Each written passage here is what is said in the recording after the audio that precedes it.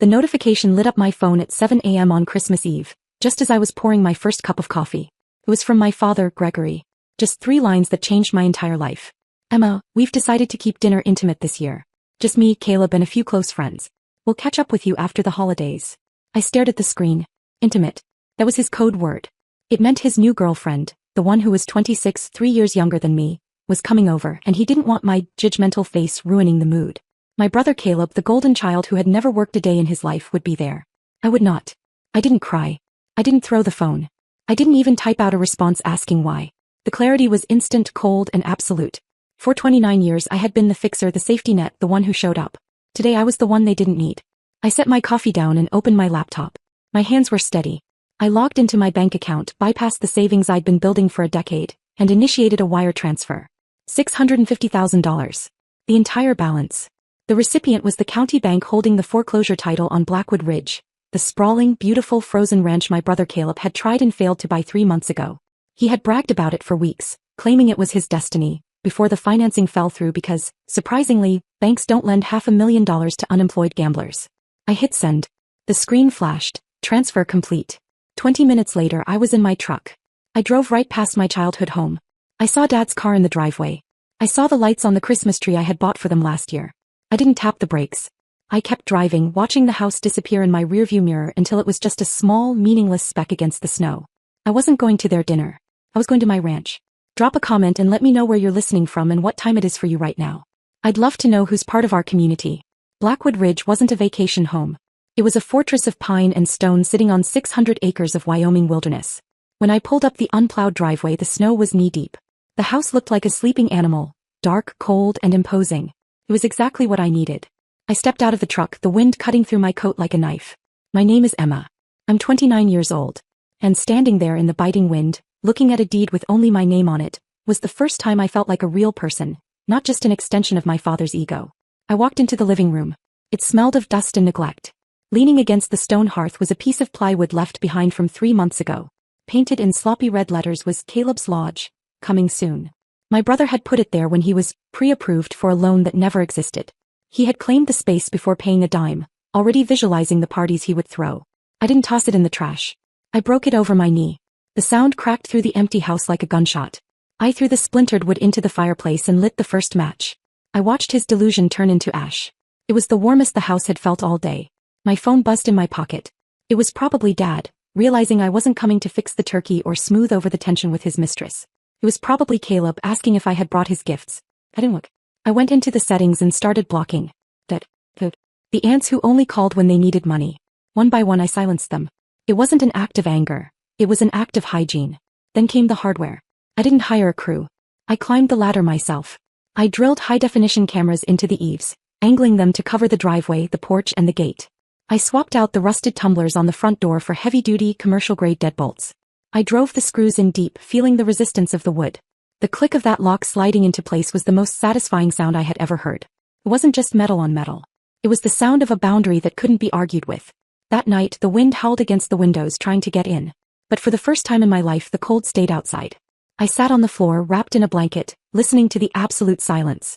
It didn't feel lonely. It felt like ownership. They thought they had exiled me to the cold. They didn't realize they had just given me a kingdom. The next morning, I stood in my kitchen, the winter sun streaming across the scarred wooden floorboards. The silence was still heavy, but now, in the daylight, the weight of what I had done started to settle. I had spent $650,000 in cash. Liquidated everything. My retirement, my emergency fund, the escape fund. I'd started building the day I turned 18. It sounds reckless. But I don't do reckless. I do math. My name is Emma, and I am a forensic accountant. People think that means I just look at spreadsheets all day. What I actually do is track stolen money for federal agencies.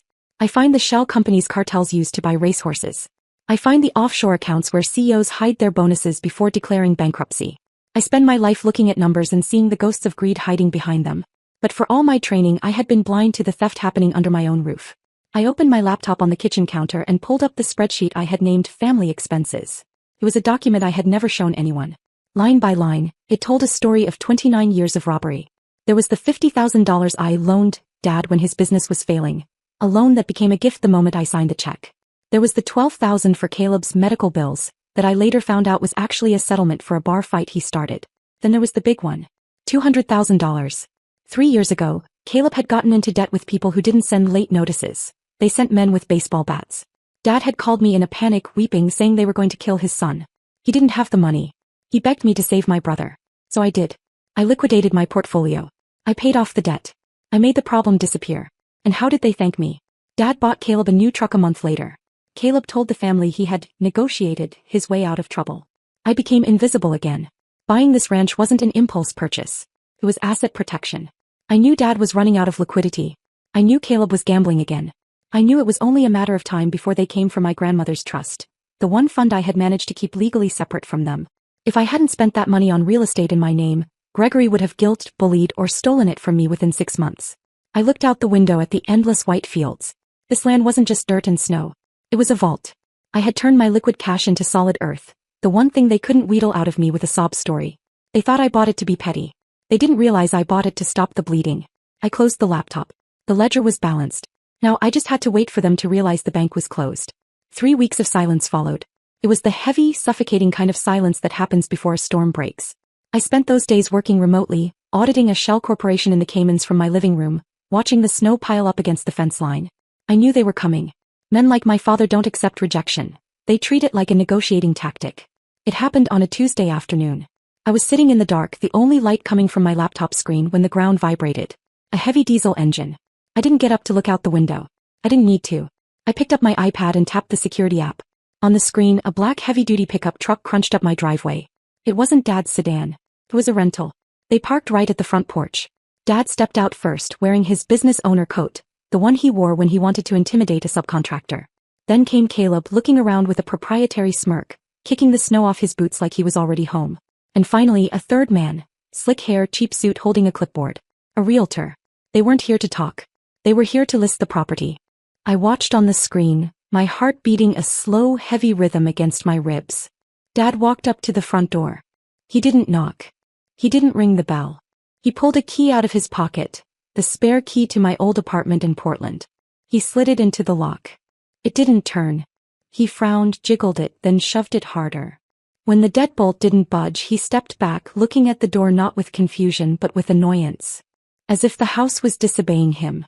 He said something to Caleb. Caleb laughed and pointed to the truck bed. Dad walked back to the truck and pulled out a crowbar. It was red, chipped paint, heavy steel. I zoomed in on the camera feed. I needed to see his face. I needed to see if he looked angry or scared or guilty. But he didn't look like any of those things. He looked calm. He looked entitled. That was the moment I finally understood the trap I had been living in for 29 years. This is the trap of normalized cruelty. See, a stranger breaks into your house because they want your stuff. A father breaks into your house because he believes you are his stuff. He wasn't attacking the door because he hated me. He was doing it because, in his mind, my boundaries didn't exist. He truly believed that my money, my name, and my home were just extensions of him. He wasn't committing a crime in his eyes, he was just correcting an error. He was opening a door that had no right to be closed to him. It was a level of dehumanization so deep it looked casual. He wedged the flat end of the crowbar into the seam of the door frame. The sound of splintering would echoed through the house, louder than I expected. The realtor took a nervous step back, looking at his clipboard, but he didn't stop them. He probably thought this was just a lockout situation. Crunch. Dad put his weight into it. The heavy-duty screws I had installed groaned, fighting against the leverage, but wood is only wood. With a final, sickening pop, the frame gave way. The door swung open. Dad didn't hesitate. He stepped over the threshold of my home, crowbar in hand, wiping his boots on my rug. I sat in the dark of the kitchen 30 feet away, watching them enter the foyer. I didn't scream. I didn't run. I just saved the video file. I stayed in the shadows of the kitchen hallway, phone raised, recording every second. They moved with the efficiency of thieves who believe they have a moral right to the loot. Caleb walked over to my couch, the leather sectional I had bought with my first big bonus, and kicked it. "We can get maybe $500 for this," he said, his voice echoing in the empty foyer. He pulled a sheet of neon orange stickers from his pocket. Garage sale stickers. He slapped one onto my coffee table. Dad was already on his phone, pacing my living room. "Yeah, the listing goes live in an hour. Cash offers only. We need a quick close." He paused, looking around my home with a sneer. "Clean it out. Anything personal goes in the dumpster." We need this place to look like a blank slate. They weren't just trespassing. They were erasing me. They were stripping the house down to its bones so they could sell the carcass to cover a gambling debt. I didn't feel fear anymore. I felt the cold, hard click of a trap springing shut. I looked down at my phone. The security app had a big red button labeled Panic. It wasn't connected to a call center in Arizona. It was wired directly to a silent relay I had set up with the county dispatch. I waited until Caleb picked up a vase my mother had given me, one of the few things I had left of hers, and tossed it carelessly onto a pile of junk. I pressed the button. There was no siren. No bells. Just light. 8 high-intensity halogen floodlights, mounted along the perimeter of the driveway and the porch, slammed on simultaneously. The sudden brilliance turned the snowy night into a blinding white noon. Dad flinched, throwing his arm up to shield his eyes. What the hell? Through the front window, blue and red strobes cut through the white glare. They didn't come from down the road. They came from the edge of the property line where they had been waiting. Sheriff Miller's cruiser roared up the driveway, blocking their rental truck. He stepped out, hand resting casually on his belt, his breath pluming in the cold air. But he wasn't alone. Jasmine stepped out of the car holding a thick black binder like a shield. My best friend, my lawyer, the one who knew everything. Dad recovered fast. He smoothed his coat, put on his reasonable man's smile, and greeted the sheriff like a host at a barbecue, spinning a story about a forced entry and a wellness check. He pointed at the broken door, calling me unstable and claiming he was protecting family property. Sheriff Miller didn't move. He stared at the splintered wood. "That's not a wellness check," he said flatly. "That's a felony." Dad argued. "Family property. Trustee rights." "No," I said, stepping into the light. "I live here." He insisted the ranch was bought with trust funds, making him untouchable. Jasmine opened the binder. The metal rings snapped loud in the cold air. She cited Clause 404. Any trustee who commits a felony against trust property is immediately removed and forfeits all inheritance. The crowbar in Dad's hand suddenly mattered. The sheriff listed the charges: burglary, destruction of property, attempted grand larceny. The crowbar hit the porch. Dad accused me of trapping him. "I didn't," I said. "I just let you be yourself." Then he tried one last move, ordering my arrest for stealing his truck. The sheriff confirmed the report. I handed over a court judgment. "A quiet title ruling," I said. "Your name was removed last month." The sheriff's face hardened. Filing a false report made 2 felonies. He cuffed my father. As the cruiser pulled away, the trust transferred automatically to me. Later, Jasmine and I sat on the porch as snow fell again.